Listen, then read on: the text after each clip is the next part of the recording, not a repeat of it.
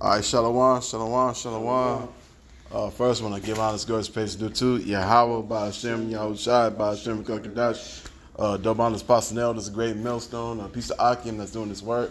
Okay. On the four corners of earth, I'm Brother Wild from GMS Detroit Camps. I'm Einar from GMS Detroit. And you go ahead. This is copyright disclaimer under Section 107 of the Copyright Act of 1976. Allowance is made for fair use for purposes such as criticism, comment, news reporting, teaching, scholarship, education, and research. Fair use is a use permitted by copyright statute that might otherwise be infringing. Hey, we're not trying to make money off of this video. Hey, we're using this video that we're going to use as an educational tool. That's all. For criticism. Okay. Because a civil war is coming real soon, and it's just not going to hit over here in America. It's going to hit on the other side of the pond too. That's right. So go ahead, play it. Play the video. All right.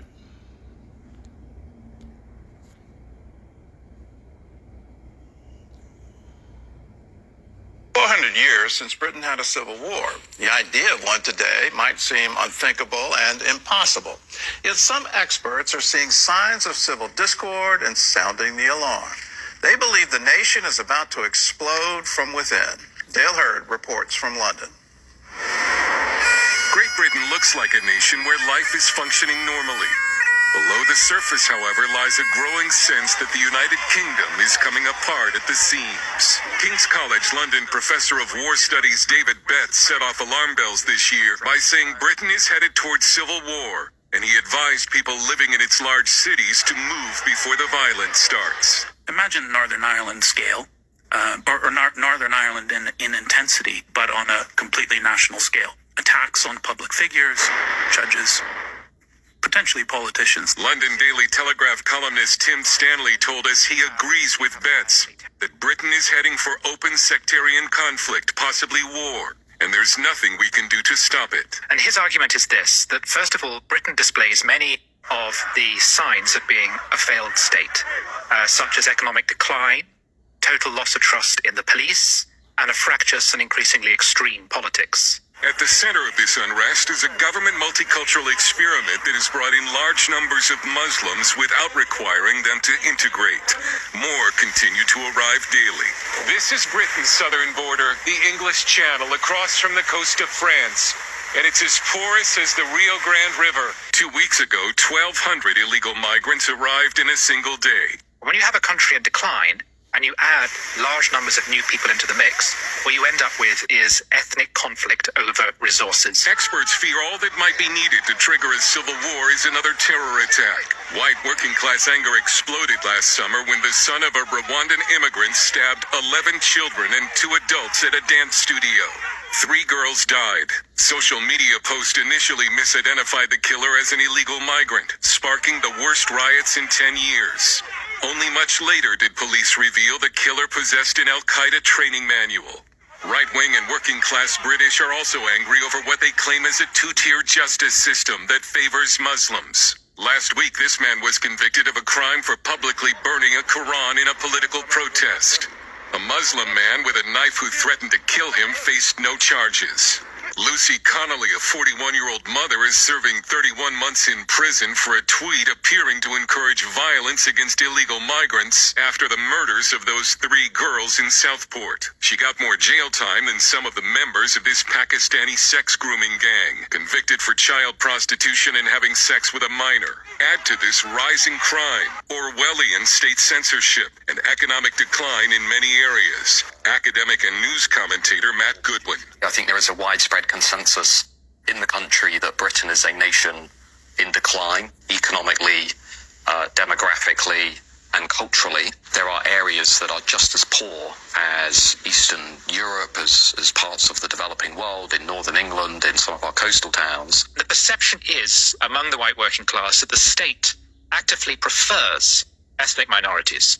and is funneling resources their way. Some white working class people, they're saying, why is it they get hotel rooms? Why is it they get welfare when we are struggling? The riots and the disturbances were symptomatic of a much deeper disillusionment in this country with the way in which British people just no longer feel safe in their own communities. They no longer feel safe in their country, where lawlessness is essentially being sanctioned by the state. Political strategist Dominic Cummings says elements within the British government are finally beginning to discuss Britain's slide into chaos and the potential for serious violence. Oliver J.J. Lane is the bureau chief of Breitbart London.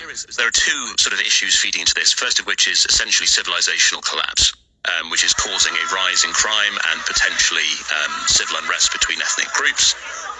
And then on the other hand, you have government incompetence and policing incompetence. And that creates that downward spiral. One pollster conducting focus groups in small English towns this year said the disillusionment was the worst I've heard. In every group, it was anger, despondency, or misery about the state of Britain that doesn't feel sustainable. One focus group member suggested Britain might need a coup. Professor Betts says civil war could also break out in France, as well as the United States. Stanley believes civil war in the UK could be avoided through the spiritual awakening already underway. There is something going on here. Church attendance is up. Young people are becoming more religious than ever. If there is a potential for change, it's going to come from society and the grassroots and ordinary people. It's not going to come from politicians. The famous British economist Adam Smith cautioned the prophets of doom when he said there is a great deal of ruin in a nation. In other words, it takes a lot to bring a country down. But Britain now has so many problems, it just might test that theory. Dale Hurd, CBN News. Yeah, so, hey, just like America having problems, it's happening across the world. Quick precept. This is Jeremiah 51:14. Yahweh Bashim Yahushai of hosts has sworn by himself, saying, surely I will fill thee up with men as with caterpillars, and they shall lift up a shout against thee. And when you read it in the NIT, and Yahweh, the Lord of heaven's armies, has taken this vow and has sworn to do it by his own name. Your cities will be filled with enemies like fields swarming with locusts, and they will shout in triumph over you. And just like how they was bringing people over here in America, it's happening over there and over there on the other side of the pond. You know, the article said, it's happening in England and over there in France. You know?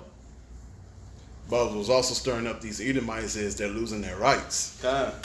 And the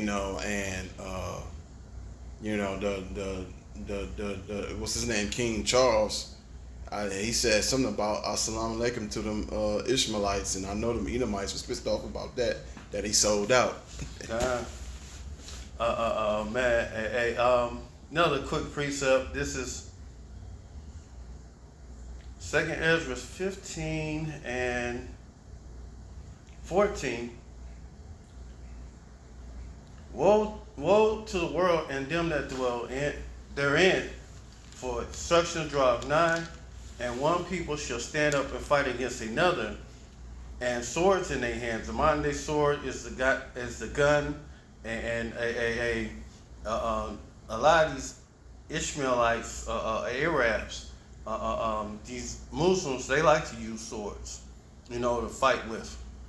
But it's literally these guns, these munitions, they gonna be using them coming soon. For there shall be sedition among men, invading one another, and they shall not regard their kings nor their princes, and the course of the action shall stand in their power. And when this thing goes down, it's already motoring up to a powder keg, just waiting to pop. Once this thing pop and explode, who you think these so-called elites is going to be using to? They ain't gonna come and protect you, so-called poor white trash. over there. They're gonna be using the military and all that shit, the infrastructure to protect themselves from being hit. Because it's gonna be straight out anarchy. They want it. They want this to happen, for they could bring in order and take whatever little whatever you believe the rights you have. They're gonna strip you of all of it, and then they're gonna make you do whatever the hell they want to do. It's called order out of chaos. You know, they want the chaos. A man shall desire to go in the city and shall not be able, for because of their pride, the city shall be troubled, and the houses shall be destroyed, and men shall be afraid. A man shall have no pity upon his neighbor, but shall destroy their houses with the sword and spoil their goods, because of lack of bread and for the great tribulation. Famine is coming also. You know? Let's just get the beginning of it. Yep. Mm-hmm.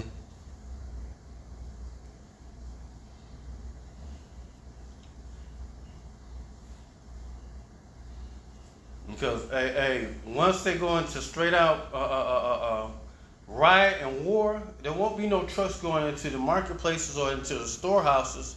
So all them resources are going to be dried up. And what you're going to have to eat then? This is 2 Ezra 6:22.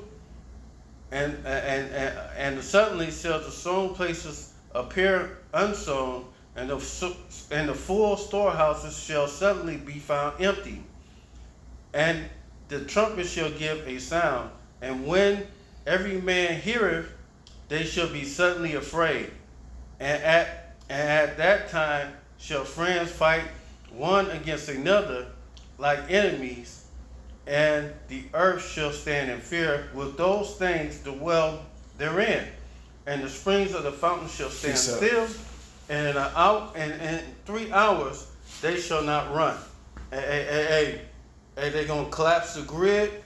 There won't be no services like water, gas, or electricity coming into your house. So, you won't be able to, if you have food in your house, it's going to spoil unless you use it, especially if it's meat and produce. So, a famine is coming and great destruction. Go ahead. Yeah. Could you get the book of Mark, chapter 3, verses 23 to 26? This is Mark, chapter 3. Mm-hmm. What verse start off with? Start at 23 all the way to 26. And this is Mark 3:23. And he called them unto him and said unto them in parables, how can Satan cast out Satan? And if a king be divided against itself, that kingdom cannot stand. And if a house be divided against itself, that house cannot stand. And if Satan rise up against Satan, himself, if Satan rise up against himself and be divided, he cannot stand but have an end. So this is one of the many signs that Esau Edom is at the end of his kingdom. These are one of the many signs. You know. His kingdom is slowly falling apart as it seems. You know? So, hold on.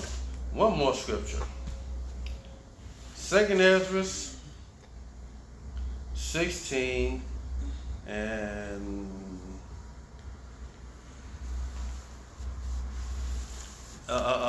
70. For there shall be in every place and in the next cities a great insurrection upon those that fear Yahweh Bashim Yahushai, and they shall be like man, sparing none, but still spoiling and destroying those that fear Yahweh Bashim Yahushai. For they shall waste and take away their goods and cast them out of their houses. And this is what's coming next.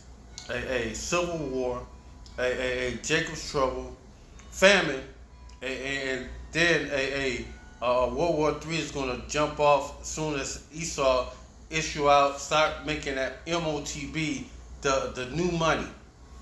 You know, the only way to try to spend money, you got to have that MOTB, which is the RFID microchip, and then that's when the World War III jumps off them nukes, and then Yahushua returns to gather up the hopeful elect in the 1/3, and it'll be finito for all you other nations, because once Yahushua is here, it's a wrap for you.